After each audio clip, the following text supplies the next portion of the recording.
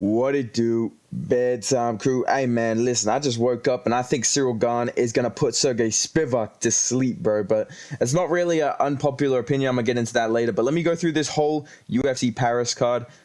We're gonna go through all my predictions for this. We're gonna get through these pretty quickly, okay? Because some of these prelims are a bit shit, dude. Not gonna lie. Starting things off, we got Zerafan, who is somehow still in the UFC, versus Jacqueline Cavalcanti. I know my rule is usually if they don't have a picture, they ain't getting picked. But I mean, I do know Zerafan dos Santos, I believe her full name is. And I'm gonna be real with you, bro. She ain't winning this, dude. I'm gonna pick Cavalcanti by decision. And yeah, dude, I'm just gonna pick Cavalcanti. Okay, I have nothing to say. We move on. We've got Farid Basharat versus Clayton Rodriguez in the bantamweight division. I'm actually hyped for this fight because I really like Farid Basharat and Javid Basharat. They're two very good fighters, and I think Farid Basharat is going to get the W in this one. Pretty dominant decision, in my opinion.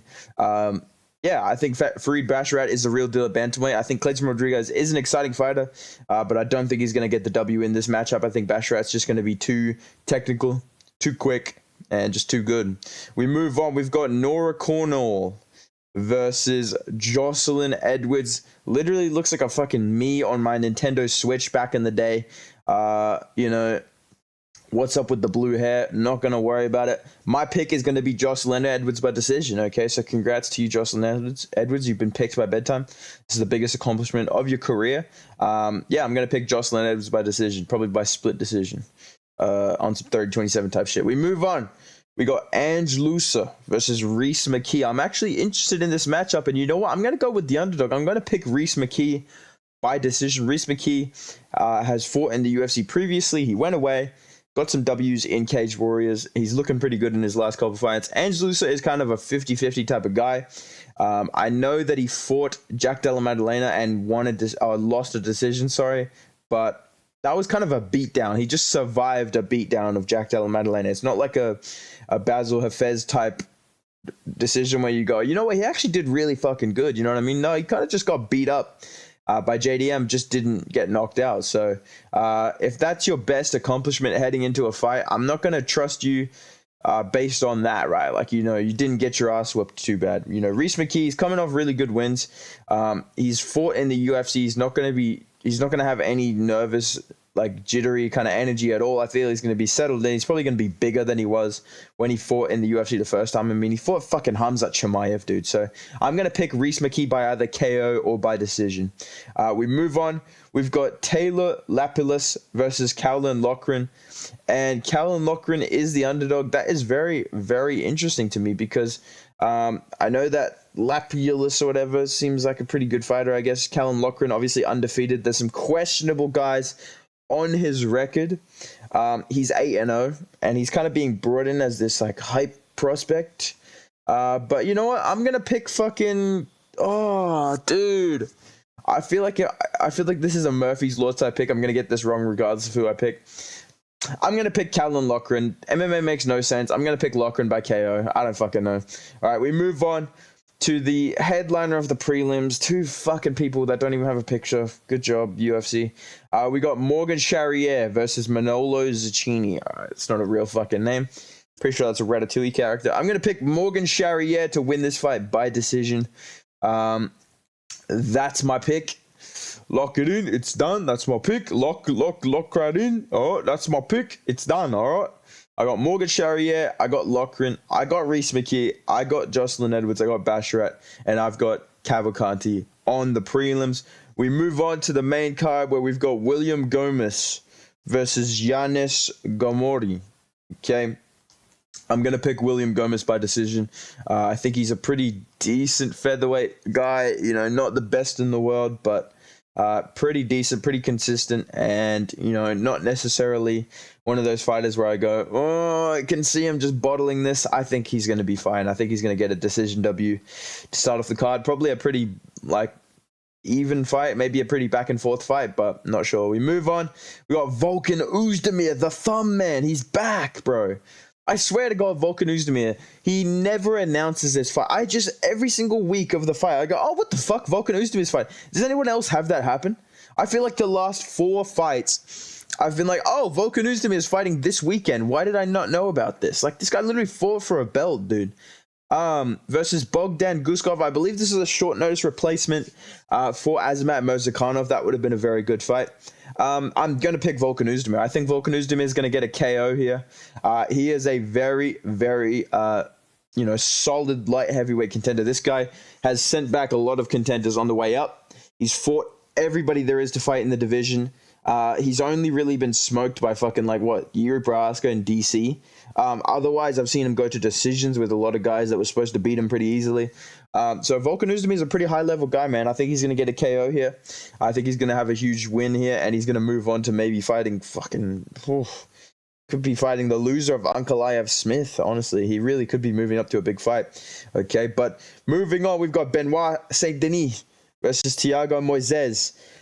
This is a very, very interesting fight to me because Benoit Saint Denis is coming off a very impressive win over Ismael Bonfim in the Apex in Las Vegas. Thiago Moises, I think he's coming off a win at UFC 283, if I'm not mistaken. He may have fought since then. Thiago Moises is so interesting because sometimes he looks like shit, and then sometimes he'll fight Islam Makhachev, and you'll be like, oh, wow, he actually is winning right now. Like, you know what I mean? It's very, very hard to know where he's actually at. I think he's going to be a tough test. He's a really good underdog. Dude, I almost want to pick Moises. I really do, but I'm going to pick Benoit Saint Denis by decision, by close decision. I think this is going to be a very close fight. I think Thiago Moises has a lot of potential to win this fight. I'm so tempted to pick him, but something is telling me that he's not going to win. So I'm going to pick Benoit Saint Denis. We move on. Oh, fuck off. We got Manuel Fiora. Sorry, I'm like a bit tired. I literally just woke up like 30 minutes ago.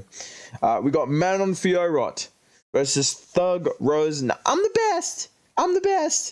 We got Manuel Fiora versus Rose Namajunas. I'm going to pick Manuel Fiora, dude. I think she's going to beat the shit out of Rose Namajunas, unfortunately. I like Rose, okay? I know that's an unpopular opinion. All of you are just like, boo. But look, dude, I know that she had the performance with fucking Carla Esparza.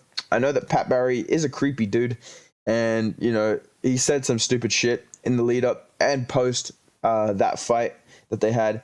And obviously she lost to Jillian Robertson as well. It's not a good sign. I know it's a grappling match, but for you to go out there and just get destroyed and be like, it's whatever.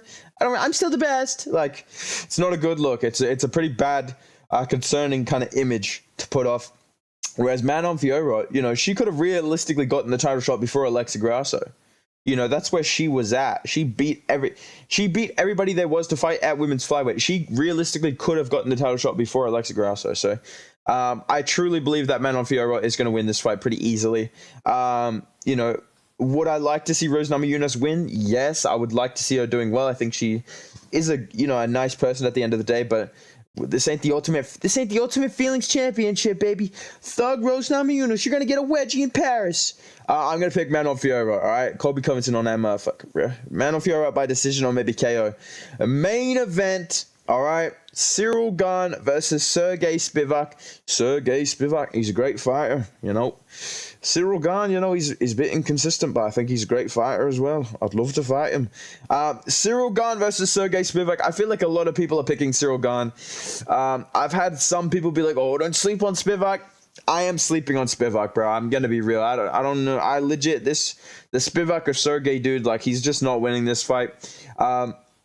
Maybe this is a hot take. I watched the Derek Lewis fight again. Is it really that impressive? Like, it's fucking Derek Lewis. He's not good. Like, he's good, but he's not. Like, you know what I mean? Like Derek Lewis, once he gets taken down, he just doesn't give a fuck. He's just done, basically.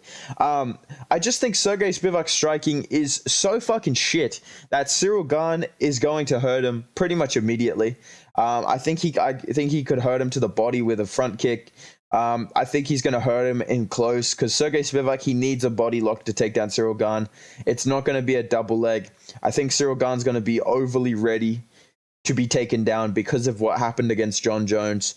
If this was before the John Jones fight, I would say this is a sneaky pick for Spivak, right? I would say this is a very, very sneaky pick. But even then, I think Ciryl Gane, like, it's weird. People almost... they see a grappler versus striker matchup and they always pick the grappler, but it's like, you know that this striker has fought people trying to take him down before, you know what I mean? Like, I feel like Ciryl Gane is going to defend Sergei Spivak in any sort of way that he needs to and TKO him in the first round. I just think he's going to destroy Sergei Spivak really embarrassingly. I think Spivak's going to just melt, dude, to be honest. So that's my pick, Ciryl Gane by TKO in the first round. Pretty quickly. I'm going to say within like 90 seconds, maybe within 2 minutes. I really believe he's going to do what Tom Aspinall did to him. So Sergei Spivak just not built for this moment, unfortunately. He is built for maybe a trip to the ice cream truck. But otherwise, that's my picks for UFC Paris. Let me know what you guys think down below. If you enjoyed this video, make sure you drop a like. Make sure you subscribe to the channel. Let's hit 10K this coming month, bro. Let's do it. September, we're hitting 10K. Let's do it, boys, all right? Make sure you drop a like on the video. Make sure you follow me on Instagram at Bedtime MMA. And, boys, the day before UFC Paris, I'm going to drop a huge matchmaking video that I'm really excited to share with you guys. So make sure you stay tuned for that. Big matchmaking video coming soon. All right, boys. See you in the next video. Goodbye.